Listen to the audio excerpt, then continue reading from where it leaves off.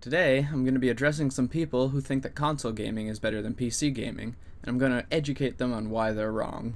Consoles don't hold gaming back. It's special idiots like you who think that everything needs to be 100% perfect with no hiccups or anything that is holding gaming back. PC kids need to grow up and realize they wasted an assload of money for a carpal tunnel hunchback machine.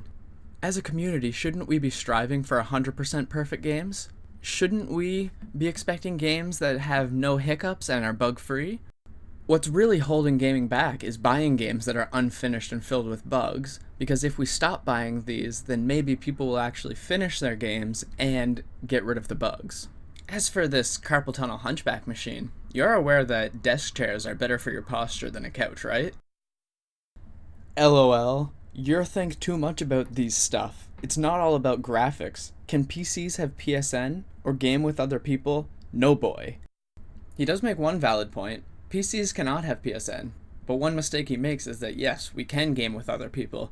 In fact, the first online PC game was made in the 70s, which, if you recall, is also when the first video game console came out.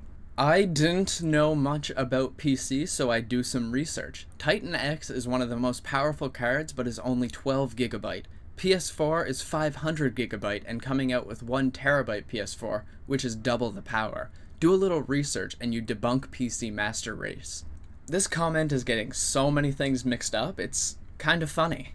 First off, the 12 GB in the Titan X is VRAM, which is specific memory dedicated to the graphics card. Now the 500 GB in the PS4 is the hard drive, which is simply for storage, not video RAM. And same thing with 1 TB PS4, which apparently is double the power when it's actually double the storage. It's quite literally just a larger box to put stuff in. It is a fact that anything above 24 or 25 frames per second looks like a moving picture to the human eye. 30 FPS is fine for any game unless you're some sort of superhero with super eyes. He is right. 24-25 FPS looks like a moving picture to the human eye. Now, saying that 30 FPS is fine for any game unless you're some sort of superhero means that literally everyone is some sort of superhero. As the frame rate gets higher, the motion just looks smoother and more realistic. Just remember, there is no hard limit to the frame rate the human eye can see, because the human eye doesn't see in frames per second. Everyone pays to play online, both PC and console. This subject is a joke. You don't pay to play online on PC. You don't have to, but playing with an unprotected PC, especially if you have accounts and other personal info, is ill-advised. Sure, there are offers of free cleaning, but they will do a half-assed job as they want you to pay full protection. 360, PS3, PS4, clean and virus-free, no running issues. Second-hand PC, Windows XP, unprotected. Still 792 malware and other issues after multiple free cleans. Startup time, 49 second min.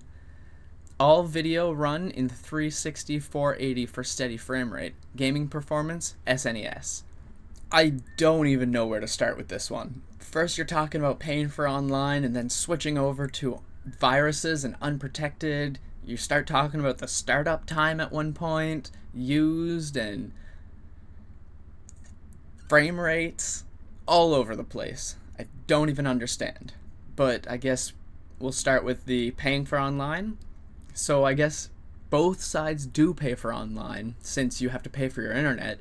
The difference is that on PC you don't have to pay extra to play online.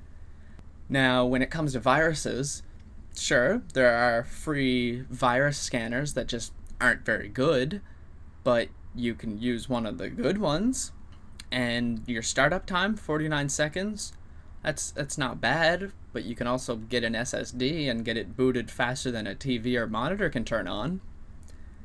All video in 360 480 with steady frame rate. Maybe put a graphics card in it, or not have a second-hand PC. Just saying.